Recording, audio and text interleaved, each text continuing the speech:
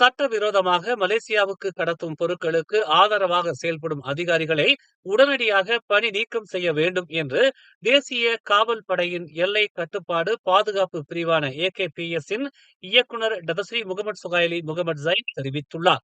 இதற்கான முன் நடவடிக்கையாக விசாரணையில் இருக்கும் அதிகாரிகளை அழைத்து விரைவாக விசாரணை மேற்கொள்ளவிருப்பதாக அவர் குறிப்பிட்டுள்ளார்.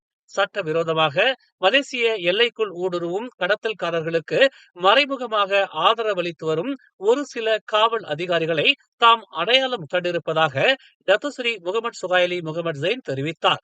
அதிகாரத்தை பயன்படுத்தி கீழ்மட்ட காவல் அதிகாரிகளை கடத்தலை கண்டும் காணாமலும் இருக்கும்படி வலியுறுத்தும் ஒரு சில மேல் அதிகாரிகளிடமிருந்து தமது விசாரணை தொடங்கும் என்று அவர் கூறினார்.